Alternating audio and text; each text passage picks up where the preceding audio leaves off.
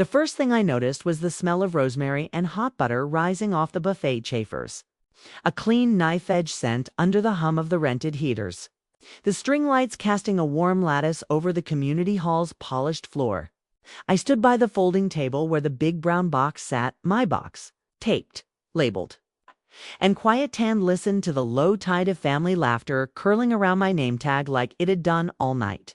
The metal chair legs scraped, a microphone squealed, and I felt the way the whole room tried to pretend this was only Thanksgiving plus one day. Not an accounting of everything else that had been simmering under the gravy. The box held receipts. The room held witnesses. I held process. They'd placed the cousins on the far end where the fairy lights made everyone look prettier and softer. The elders took the front coats folded over chairs, faces lit in polite ceremony.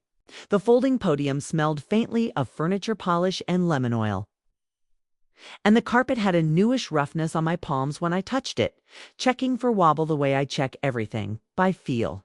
I didn't clear my throat. I cleared the county's vendor lists, the bank statements, the board minutes, okay? And kept my voice steady enough that my aunt put her glass down without a clink. The thing about a reckoning is it sounds like a bell from the outside and a metronome from within. I had worn the same navy blazer I wear when I want men who cut checks to stop interrupting. The cloth was cool against my neck, lined in satin that didn't sweat under the heat lamps. An aunt brushed by and left a ghost of jasmine. I remembered being 12 and cataloging perfume brands at the mall kiosk while my mother pretended to compare lipsticks. There's a rhythm that belongs to careful people in Screw. Read, replace a line in. I could feel it in my wrist as I peeled the tape from the box. One of the cousins joked, rehearsed and bright. Zara's brought her homework. Laughter skittered like beads across a tiled floor. I sealed my expression, met the airless center of the room, and paused long enough that the mic's tiny hiss filled the gap. Reputation, inheritance, the family fund. In the next minutes, they would see how a name tag could become a ledger. The name tag was still pinned crookedly to my lapel. Hello, I'm Zara. It had been a joke an hour ago when they'd passed the stack around and my uncle had held it up and said, "We'd have known you without the sticker if you came to more than audits." He'd smiled so that anyone else would have thought he was kidding. I wrote my name anyway and let the sticker's gummy edge tug a hair on my collarbone. The adhesive felt like a promise, low grade and unavoidable. It started with the cranberry sauce and a whisper. And then they made a circle of it my name, my job, the pinched seriousness of someone counting the desserts before tasting them, and the circle hardened until you could roll it down the table. It wasn't the first time. It was the first time I had brought tape flags. The hall's HVAC sighed and a draft slipped under the stage curtains. Cool as doubt. I'd counted chairs. I always do.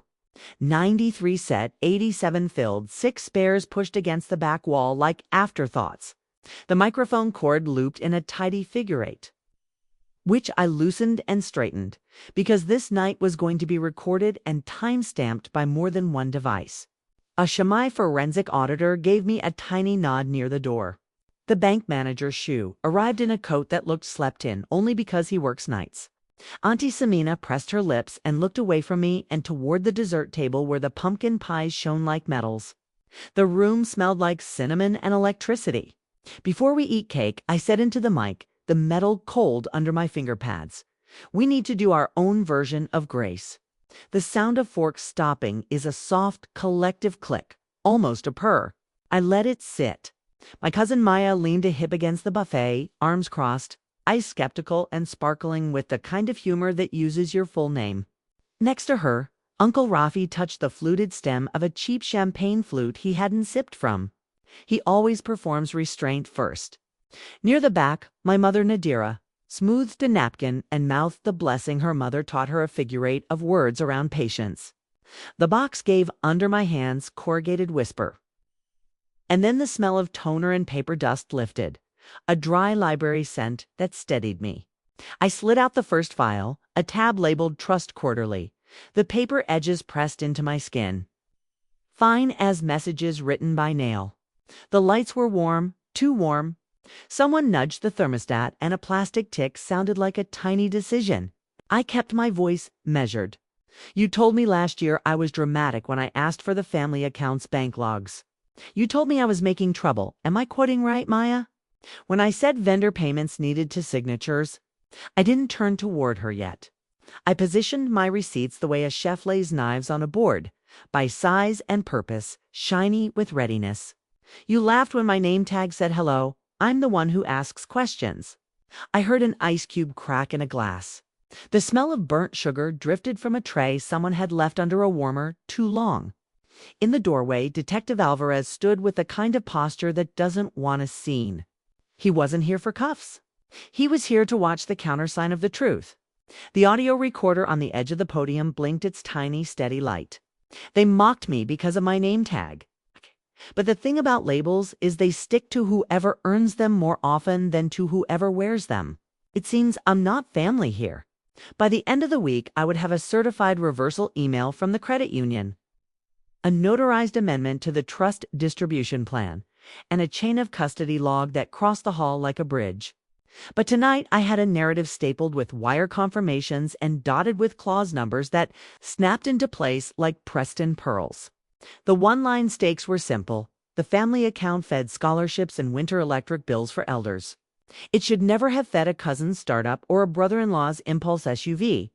If I was wrong, I would apologize. If I was right, we would correct and record. Auntie Samina said, Zara Beta. What is this? Soft and warning. My mother gave me the look she saves for when she is proud and afraid at the same time. The way light can be warm and still make you squint. Process, I said. Asha rolled the portable projector closer, the little wheels making a rubbery squeak. And the white sheet we tacked to the wall glowed. The USB drive in my pocket was small enough to swallow. It felt heavy. My hands were dry. I counted to 3. Inhale, rosemary. Exhale, plastic warmers. Feel the satin inside my blazer. Hear the distant traffic like ocean. Then I began. 2 months ago, I found a 4-figure transfer out of the trust account labeled Community Fees Special. I checked the HOA's ledger. I volunteer. Nobody else reads the bylaws for fun. And special was not a recognized category. I called the concierge of the community hall we rent every year. He sent me a screenshot at 9:14 p.m. with an apologetic note and a typo of my name that made me smile. And the screenshot showed a reservation, shift hour hall's deposit redirected. Then reversed, then a secondary charge made to the same fund as a vendor settlement. Vendor Waverly Consulting. That's not our florist, not our caterer, and not our DJ. Everyone looks at the screen when numbers appear. It's a language with its own gravity. The projectors fan word warm air over my knuckles. In August, Waverly Consulting filed a DBA that listed a managing member with an incomplete last name. MRF, like someone ran out of courage mid-form. I pulled the state's business registry at lunch the next day and printed it at the public library because I like the way their toner dries. It's dark, unforgiving. It says, "You wrote this." The file smelled faintly acidic when I opened it, the way new money does. Attached a partnership deed drafted without a lawyer. A clause about reimbursements that used the phrase good faith where a number should be. There was a P.O. box. There was a phone line that rang to voicemail with a cheerful greeting from Mr. Careful enough to use only initials. Careless enough to use the same cadence my uncle uses when he answers spam calls for sport. I didn't accuse anyone. I built a draft timeline. I flagged unusual ATM withdrawals that aligned suspiciously with someone's gym check-ins, because in families, people forget their phones tell on them.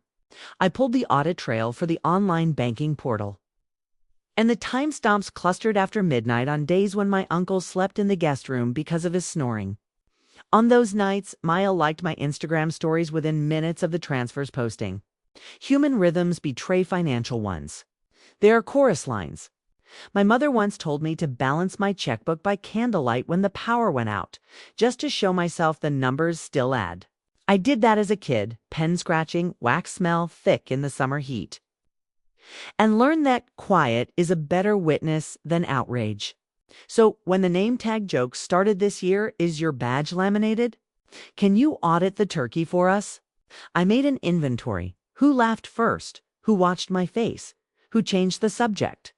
The name tag was a bright little sign that let them all aim at one spot. I made myself a bigger surface. Bank logs, commentary affidavits from vendors forced to submit W-9s twice. I clipped the first affidavit to the board with a binder clip that bit the wood. The sound was small and sharp. "Mrs. Klein," I said, "you told me you were paid late for the piano tuner you bring for Nana's favorite hymn. You thought it was a holiday backlog." The woman, in her plain blue cardigan, nodded once. "The account marked your invoice as unverified and routed you to a personal check from Waverly Consulting." The screen showed her emailed thanks, her polite confusion, her relief. I'd blocked her email address in the screenshot. Her privacy mattered more than drama. Maya lifted a shoulder. "Maybe they helped. Maybe they fronted the cost. Maybe you should say thank you." "Maybe," I said. Shu stepped forward, his bank badge clipped to his pocket, the plastic catching light. "Transfers flagged for some device. Different creds usage," he said, his voice made for lobbies. "IP addresses within the same radius as the trust's normal access. Frozen as of 14:02 today, pending internal review. Per Clause 7 of the account's custodial agreement." He laid a printed reversal email on the podium. The paper made a whisper like a small wave. "We executed a temporary hold. No funds will leave pending audit completion." The air changed. It's not something you see so much as feel on your forearms, a lift like cool air after rain. Someone turned down the heater. The string lights buzzed almost imperceptibly. The cinnamon smell faded under the smell of the room itself. Varnish, plastic cups, breath. Uncle Raffi adjusted his cuff, classic stalling move, and said, "This is a misunderstanding. I can explain. We had to fix a vendor error. In writing." I said, not unkindly. "Can you show us the vendor error? And the board approval? And the counter signature?" He smiled like a man slots a coin into a machine. "You know how family things are done?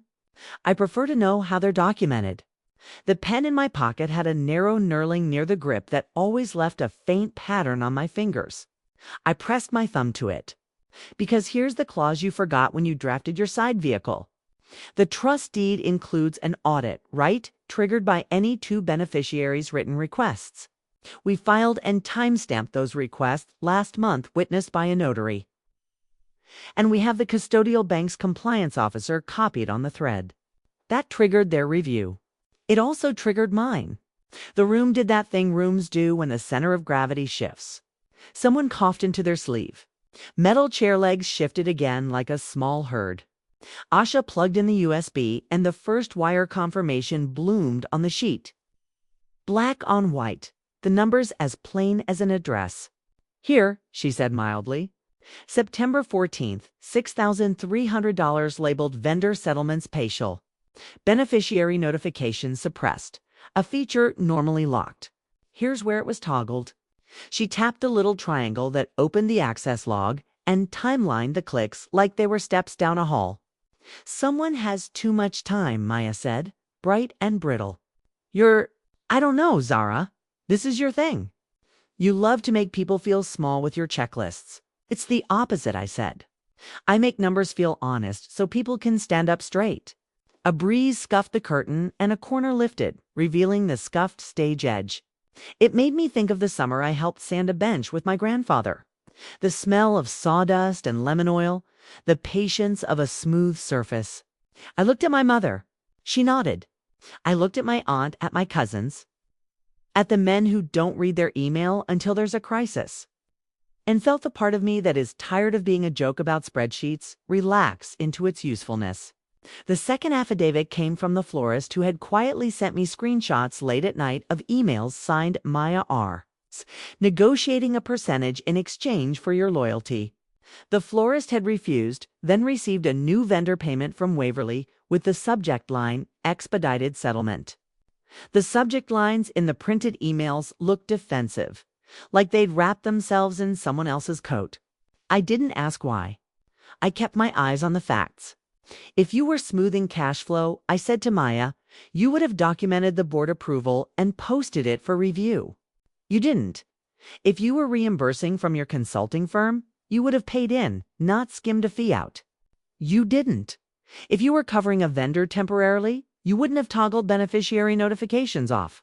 You did. She pushed off the buffet. The plate in her hand rattled against the chafing dish lid. And if you were family, she said, sweet as pie, you would have come to us before you paraded your little crew into the hall like we're criminals. It wasn't a punch. It was a test to see if shame would do the work for her. Shame used to be a powerful tool against me when I was younger, when I had fewer lines drawn in my planner. When being called too much felt like a gavel, tonight I answered with the only language that fixes damage. We filed the notices first. I said, we served copies to the board.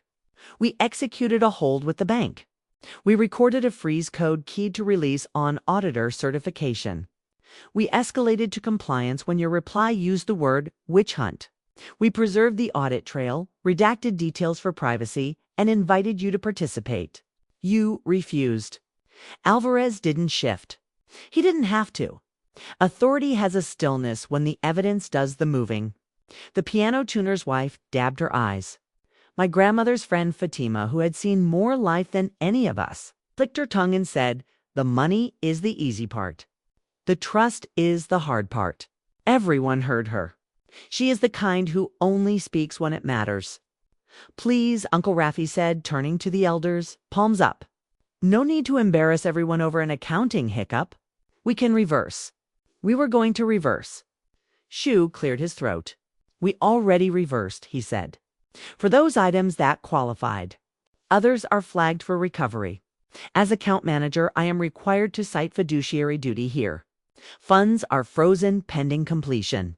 Signatories beyond the trust guidelines are now revoked. The word revoked hit the room like a clean stamp. There's a percussion to these verbs. You can feel them in your sternum. I took out the last element in that first sequence, the partnership deed. It was badly formatted and worse conceived, a document that wanted to be important without doing the work. You called it Waverly, I said, but the partnership address is your garage. The managing member is your son, who is still in high school. The indemnification clause copies whole phrases from a template you barely edited. The banking resolution is missing 2 lines. It's not an entity. It's a funnel. I put the deed down with a patience that felt older than me. And the trust deed, I tapped our original. It's blue-backed pages, crisp cites an audit, right, and requires arm's-length transactions. Since you appear to struggle with that distance, we'll create it for you. Maya laughed, too high. With what army, Zara? What is she? Your friend from that co-working space. The bank guy who likes being important. Your mother's worried face. Authority, I said gently, is a network, not a spotlight. I listed them without flourish. Asha Menon, forensic auditor, licensed and precise. Mr. Shu, bank manager, with compliance copied. Reena Patel, the bank's compliance officer, on speaker if we needed her. Gwen, the notary, who had already stamped the beneficiary's audit request and whose seal was visible and clean. Detective Alvarez, a guest and observer. Tomas, our neighbor and HOA president. Here because his board didn't receive any special fees and wanted to know where the label community fee special came from. My attorney, Leela Farouk, would reviewed the trust's clause and drafted the amendment. We would vote on tonight to tighten approvals and require dual signatures with rotating countersigns. The smell of lemon oil felt sharp again, like a cord. Their eyes flicked to each person, calculating. You can watch the arithmetic of denial when it starts to yield. I didn't steal from anyone, Maya said. I did work. If there were fees, I earned them. You could submit an invoice, Asha said, voice as even as a line level. To the board. With an RFP on file.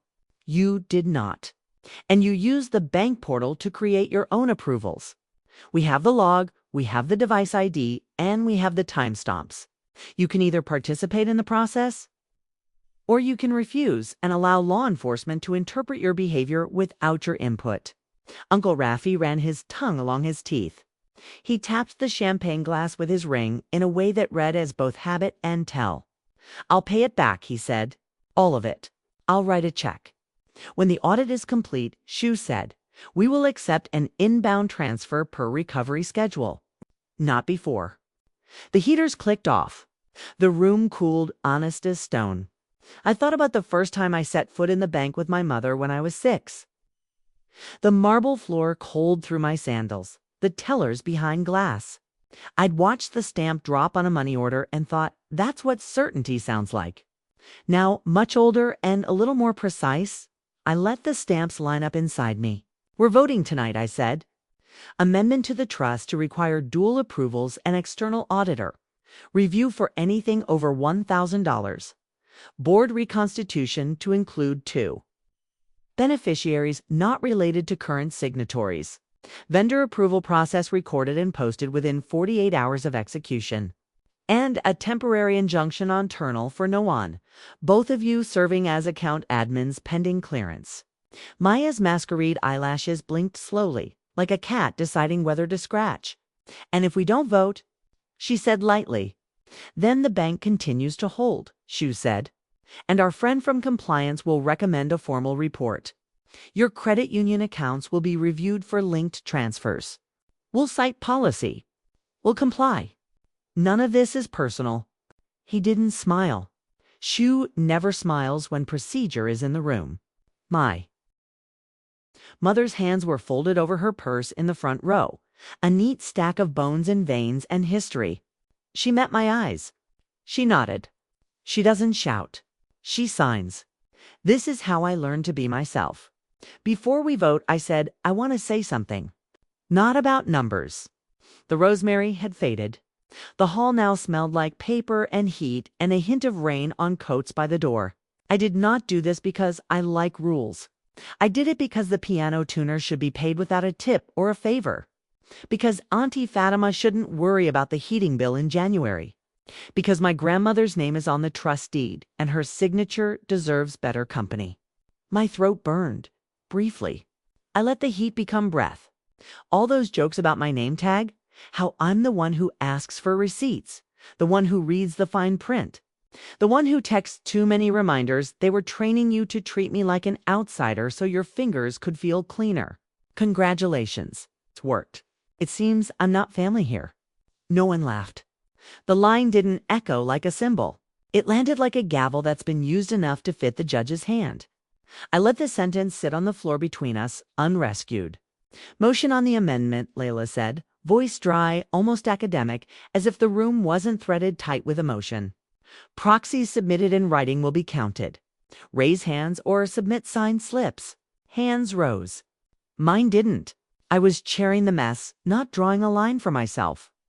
Tomas walked the aisle with a clipboard like a high school phys ed teacher taking attendance. Gwen collected slips and laid them carefully, nail tips clicking like coins on a counter. The portable projector whirred. Its warmth felt like a small animal sleeping. While they counted, I cleared the mic and said to Maya and my uncle, you can contest tonight's vote. You can have a lawyer send us letters. You can try to sweep it under the rug and call me names in the group chat, but the bank has already filed a report of unusual activity. The audit trail is preserved and time-stamped. Reversal emails have executed on qualifying transfers. Wire confirmations are archived. Recordings of tonight's proceedings are backed up. If you want to fight, fight on paper, not in whispers. The clink of plates resumed in the back where a few cousins resumed nervous eating. Nervous eating has a sound. The scratch of plastic forks and the tear of a bread roll. The heaters came back on with a click and a warm breath crawled along the floor. Asha touched my elbow in that small, respectful way auditors touch the world. Shu checked his watch, a polite promise to be wherever the numbers sent him next. Alvarez walked the perimeter once, the way officers do, then stopped by my grandmother, bent, said a thing that made her nod. Leela read the count. Amendment passes, she said simply. Board reconstituted per slate.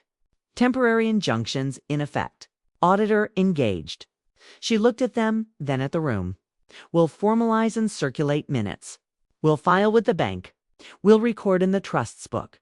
There's no cheer when justice is surgical. There's something better shoulders lowering, the first real breath after a long pretend. The light over the dessert table seemed whiter now, less theatrical. The microphone made a tiny pop as I turned it off. After, when cake was served, slightly crooked, and people pretended to talk about old recipes, Maya came to me. She stood too close. "I will make your life miserable," she said softly. "Breath cool with peppermint. You think you have one? You haven't. I will be at every meeting. I will contest every comma. I will make them dread your name again." "You can," I said. "Or you can submit your invoice for any legitimate work you did and let the process pay you fairly. This isn't vengeance. It's maintenance." She smiled in a way that is not a smile. "We'll see. We will," I said, and then I left her for a moment to stand at the side door and let the November air slide over my face, cool and thin and clean. The parking lot lights threw long white spears across the asphalt. I counted them for calm 1, 2, 3, 4, and when I came back in the hall felt smaller, tidier, like a drawer with dividers. That was the public part. The private aftermath began in little stamps. On Monday, Layla filed the amendment with the county registrar. Gwen notarized. Asha executed her engagement letter and sent the invoice, which I approved with the new countersign. Shu recorded the hold and the freeze code. Rena from compliance emailed at 9:12 with a polite paragraph that said a lot in few words. We served a notice to vendors to update remittance instructions. We rescinded old access. We revoked admin rights. We indemnified the new board members against prior missteps, narrow and precise. We cited clauses and cross-referenced them so no one could pretend the rules were a suggestion. I wrote the meeting minutes in a clear font, minimalist, no drama, facts nested like clean bowls. The minutes were witnessed and recorded. I indexed the wire confirmations. I redacted beneficiaries' account numbers and posted the log to a shared drive with read-only permissions. Then I went to my office's spare room with a plant that leans toward the window like it has opinions, and I backed it all up to 2 external drives that clicked their little, patient rhythms while I made tea. The steam rose and smelled like cardamom. The city outside flickered with early dark. Maya did what she promised. She sent an email string contesting our use of the word injunction, even though it was internal and temporary. Even though it was the cleanest word for a pause. She CC'd cousins who liked the heat of argument. She posted a photo on social of a name tag with the caption, "Make sure the sticker matches the soul," and 3 laughing face emojis. She called me cold, which used to work. She called me ungrateful, which used to cut. She called Shu a pawn, which was foolish. Asha, unruffled, ran the accounts like a loom. She found small things, the duplicate check to a consultant labeled as an errand runner, the gift card receipts smudged to conceal the store, the ATM pattern that strung holidays like pearls. She drafted a recovery schedule that felt less like punishment than sanitation. When she needed my input, she asked 3 precise questions and thanked me for 1 precise answer. Competence is its own affection. The week contained microacts. Signed. I stamped, I sent. I verified. Consequence followed. Not like thunder, but like ledger lines filling in until the page can hold a melody. Fatima's gas bill was credited. Mrs. Klein wrote a thank you in a blue pen that bled slightly on the page. A human touch in all the print. The pianist's check arrived on time with a memo that said simply, "Deck." The florist's loyalty emails were attached to the report and archived. We recorded, we executed, we notified, we complied. At some point in the second week, my mother left a Tupperware on my porch full of lamb curry that smelled like the Thursday of my childhood. She didn't leave a note. She didn't have to. I ate with a spoon standing by the sink and let the heat spread through my chest. Then came the board's quiet phone call with Maya and my uncle, 2 elders on the line and Layla on mute. Maya used her lawyer's name like a shield. She said malice. She said overreach. She said humiliation. The elders said duty. They said community. They said we will fix it.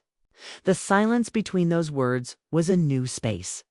I stood at my window and watched the neighbor's cat examine the frost on the grass. and tried to want nothing more than this process. Quiet. The satisfaction of a clean column. That would have been the end, except that the florist forwarded another email thread. The subject line read, "Shall we fix your story?" And it was from an account that had 3 letters followed by a number, the kind of username that hides inside. The body suggested, in bright little sentences, that if the florist would adjust her invoice dates, a bonus might appear. The sender had tried to be clever by creating a fresh address. The problem with clever is it leaves fingerprints. Asha traced the sender to a device ID that matched the midnight logins. We preserved the emails, we timestamped, we escalated. The hall, again. Not Thanksgiving this time, but a scheduled update meeting with fewer desserts and more papers. The heater hummed. The string lights stayed off. The room felt like morning thin, true light from the high windows, dust visible. People stood instead of sitting. It's harder to sink into denial when your feet are involved. I let them speak first. It's fair and it's strategic. Maya said she was being targeted. She said the florist was vindictive because she wouldn't let them place candles near the flowers last year. True and sensible. She said a vendetta was being dressed as procedure. She said I was ruining our reputation. Leela's still voiced like a clean line. Read the policy on inducements. Shu read the bank's report opening paragraph. Asha displayed the email headers. Alvarez, who had stayed out of the first meeting's body, stepped forward now and said, "We're not here for cuffs. We're here for a line. When you cross it," he didn't look at anyone. "We note it." Maya's mouth tightened. Uncle Raffi looked like a man trying to hold 3 different stories in one pair of hands. The elders were quiet, and quiet has the most gravity. Nobody wanted a spectacle. I wanted the room to feel like a room where people can tell the truth without sprinting for the door afterward. We held the space, which is the hardest work in any meeting. "Offer," I said finally. "You reimburse per the schedule, plus a voluntary penalty that we will route to next year's scholarship fund. You step down from admin duties for a year. You attend governance training. You write a public apology short. Factual, no drama. We keep this within the trust unless you violate the agreement. If you refuse, we elevate. We file a formal report. We notify donors. We update the state registry. We cite. We comply. We escalate." I could feel the heat from the heater on my shins. I could smell the clean paper of freshly opened reams from the office supply box in the corner. Light shifted as a cloud moved and the shine on the floor dulled, then brightened again. The small things kept me honest while big things were negotiated. There was a long pause in which the room seemed to breathe and wait for itself. Maya pursed her lips. Her posture deflated by 1 notch. "Fine," she said. It wasn't peace. It was compliance. I would take it. We executed the agreement with notarized signatures. We witnessed the signatures. We recorded the updated rolls. We transferred the recovered funds and posted the reversal receipts to the log. We certified the audit completion with notes on findings and remediation. We enjoined certain actions going forward via simple, tight rules that didn't invite creative misreadings. We indemnified the elders for decisions made in reliance on the old admins. We posted the governance training schedule. We assigned rotating countersigns. One by one, the verbs did their work. There were ripples, tiny and large. The florist received 3 new clients that week from family friends who liked that she refused a bribe. The pianist recommended our trust to a local charity that needed help. I drew up a template for them on a Saturday morning with the smell of coffee. Heavy in the kitchen and the winter light, pale and honest. Maya stopped posting about me and started posting about her dog. It was better. My uncle sent an email that read, "In full, I still think you made a show of this. But I'm," and then nothing. And then an addendum 6 hours later that said, "Reviewing the training schedule." That was what apology looks like when pride has to hold its own hand across the street. There were quiet apologies. A cousin texted, "I was out of line about the name tag." Another said, "I'm sorry I laughed." The words were thin. The time stamp was not. Taken together, the small receipts made a ledger line that added, The elders made a change to the Thanksgiving script for next year, before dessert. A brief reading of the trust's purpose. One paragraph, not religious, but reverent. It would sound silly to some. It felt necessary to me, like checking your smoke detectors when the clocks change. In the evening, I walked home under a sky that smelled like iron and wood smoke from chimneys, and let the cold nip my ears. At my desk, I pulled the name tag from its envelope. I'd kept it. The gummy edge had collected pocket lint. The black letters had a tiny crack through the R, like a hairline fracture. I pressed it flat on my desk blotter and wrote on the back in pencil, "The night we did it right." I slid it into a file labeled Personal Resolutions, alongside a postcard from a museum, and a clipping of the first time a grant we funded made the local paper. Motif, I told myself quietly, smiling at my own accountant brain. Keep the object. Use it later. 2 months later, I did. At the scholarship breakfast in the same hall, with eggs that tasted exactly like hotel eggs and coffee that steamed the room awake. I pinned the name tag inside my jacket where it touched the lining. It was my private joke, but the kind that runs warm, not cold. People shook my hand. Teenagers in stiff shoes smiled with that mixture of pride and worry that belongs to new beginnings. Fatima pressed my hand and said, "Justice done is just maintenance, child." I wrote that down too. Maya came late to drop off a check for the penalty we'd agreed on. She didn't look at me. She didn't need to. She left it on the table with a small, precise sound and slipped out into the pale morning. Later, I would see she had also left a box of nice pens, the kind with weight and a note that said, "For your receipts." In her handwriting, the letters leaned together like people sharing a bench in winter. I walked the hall during cleanup and let the smells tell me the story: orange juice, acid, syrup, sugar, the sharp vinyl of folded chairs, the dusty tin scent of the radiator. I turned off lights with a series of clicks that sounded like agreeing to something.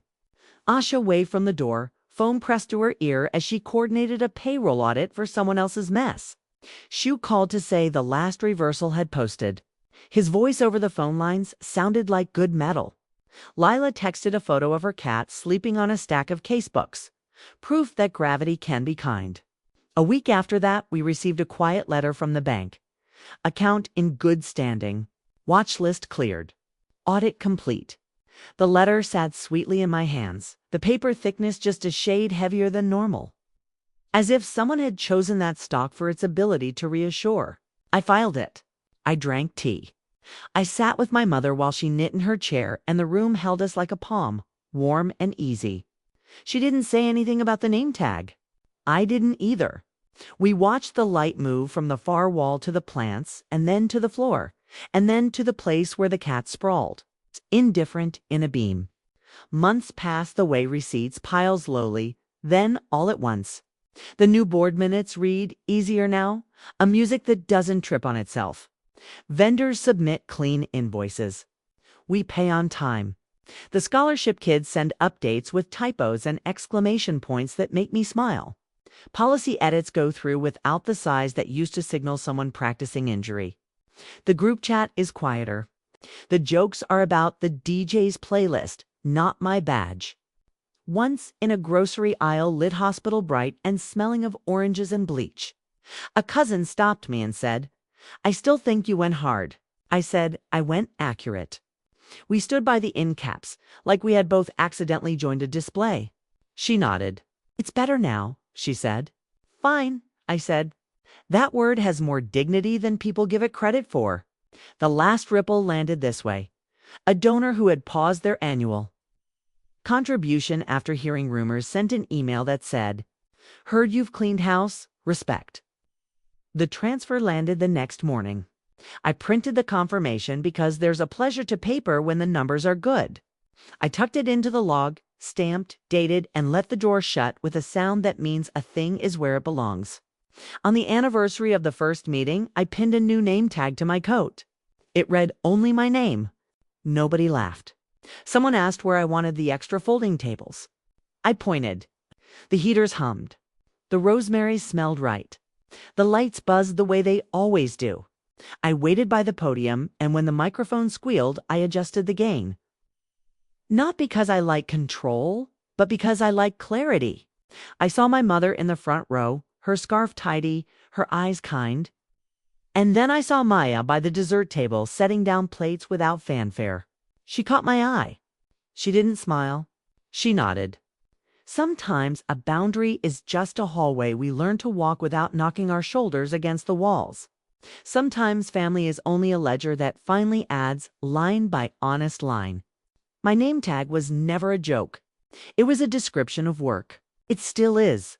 And if, once in a while, in a quiet room, with a clean table and a pen that glides, the old sentence goes through me, I let it and let it go. It seems I'm not family here. If this resonated and you want another dignified justice takedown, give me a title setting and your signature line. Prefer it in English. Roman Urdu or Urdu. Tell me that too, and I'll craft your next reckoning.